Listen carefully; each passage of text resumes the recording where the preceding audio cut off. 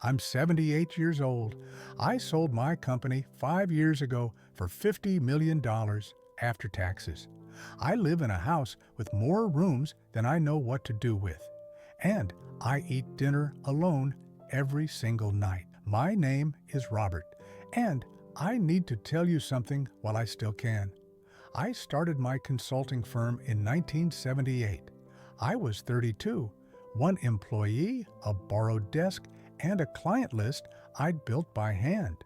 I told myself I was building security, building a future. I told my wife, Karen, that the hard years wouldn't last forever. She believed me. I think I believed it too. By 1985, we had 50 employees. By the early 90s, we were doing $10 million in revenue. I was working 80-hour weeks, sometimes more. I'd leave the house before my kids woke up and come home after they'd gone to bed. Karen would leave my dinner in the microwave. I'd eat it standing at the counter, still thinking about the meeting I'd just left. I missed my daughter Emma's first steps.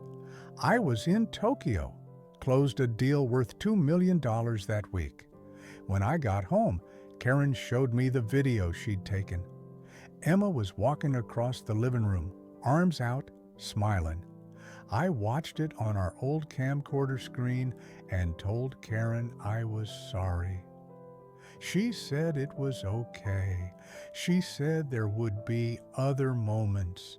There were. I missed those too. My son Jake played baseball.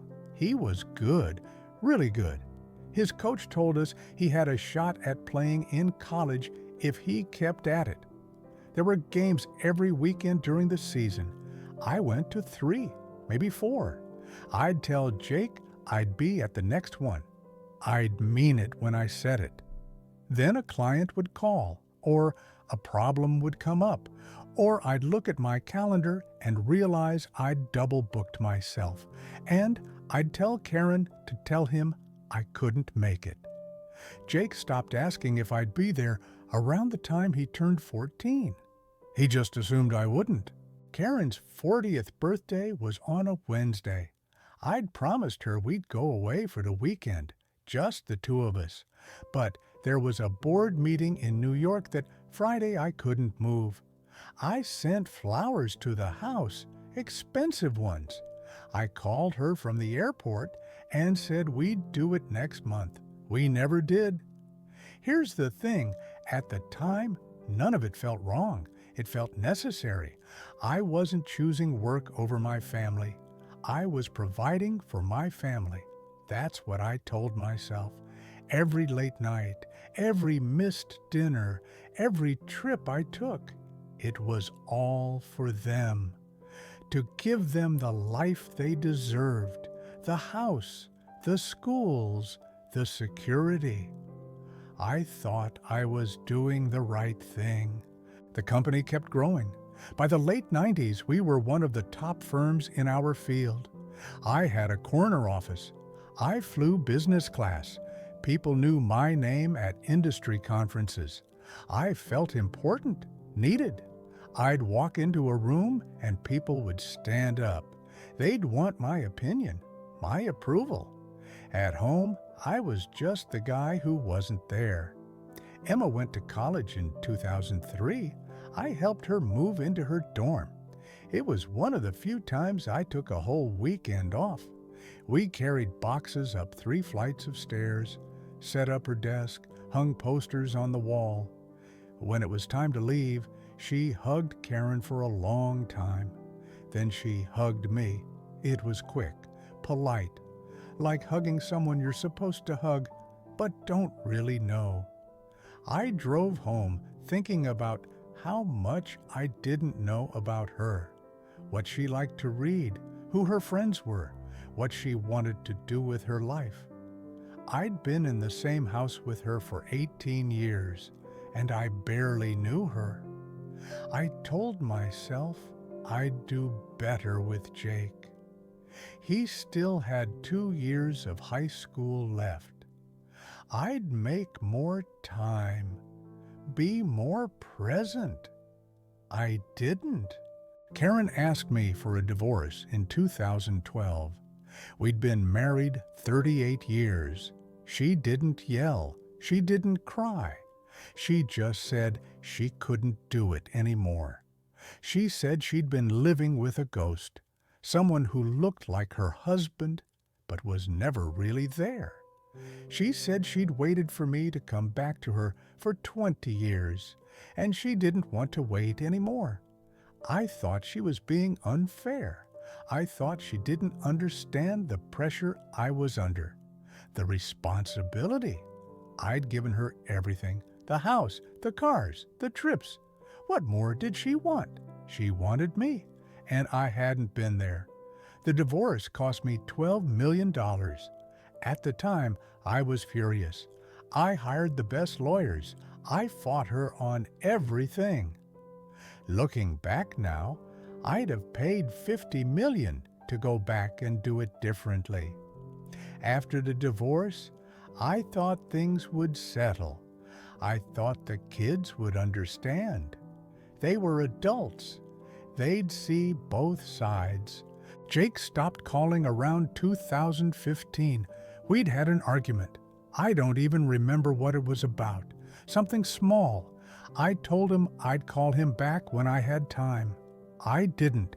A week became a month. A month became 6 months. I kept thinking I'd reach out soon. When things slowed down at work, things never slowed down. Emma still talks to me twice a year, Christmas and my birthday. The conversations last maybe 10 minutes. She asks how I'm doing. I say I'm fine. She tells me about her job, her apartment, her dog. I ask if she's seeing anyone. She says no.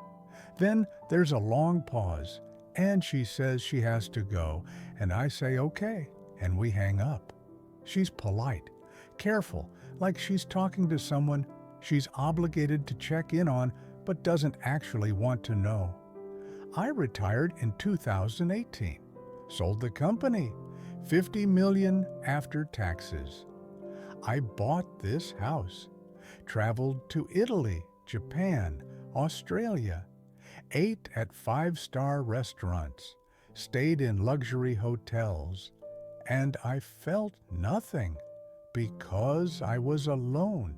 I'd sit in these beautiful places, surrounded by people, and I'd see families, parents with their kids, older couples holding hands, and I'd think about how much money I had, how I could buy anything in the room, and how it didn't matter. I called Jake on his birthday last year. It went to voicemail.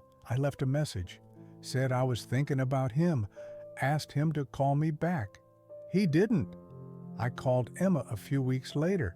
She texted back, said she was busy, said she'd call me next week. She didn't. That's when it really hit me. I'd spent 45 years building something that didn't need me anymore. The company brought in a new CEO 6 months after I left. They barely noticed I was gone. But my family, there's a hole where I was supposed to be. And it's permanent. I think about the nights I stayed late at the office when I didn't have to. The weekends I worked because I wanted to feel productive. The times Karen asked me to come to bed, and I said I'd be there in an hour, and then I fell asleep at my desk. I think about Jake's baseball games, Emma's dance recitals, the vacations we never took, the conversations we never had. I thought there'd be time. I thought once I hit a certain revenue goal, or closed a certain deal, or got the company to a certain point, I'd step back. I'd focus on what mattered. But there was always another goal, always another deal, always another crisis that needed my attention. And now I'm 78, and I have $50 million, and I eat dinner alone every night. I'm not telling you this because I want sympathy. I'm not looking for forgiveness. I just need you to understand something. If you're 30, 40, 50 years old right now, and you're telling yourself you'll make time for your family later, after this project, after this promotion, after you hit this milestone, you won't, because later never comes. Your company will replace you. I promise you that. They'll bring someone else in, and the work will keep going. And 6 months later, it'll be like you were never there. But your kids only have one childhood, one father, one mother. And if you're not there, they'll learn to live without you. I'd give every dollar I have to go back to 1985 and leave the office at 5, to be at Emma's recital, to coach Jake's team, to take Karen on that trip I promised her. But I can't. I wake up every morning in this big empty house, and I make coffee, and I sit at the kitchen table, and I think about all the moments I traded for meetings that didn't matter. Emma called me last Christmas. We talked for 8 minutes. She was polite, asked about my health, told me about her new job. Then she said she had to go, her friends were waiting, and I said okay, and she hung up. I sat there with the phone in my hand for a long time after that. I'm 78 years old. The doctors say I'm healthy. I could live another 10 years, maybe more. But I'll spend them alone. That's the cost. That's what I traded. And I can't get it back.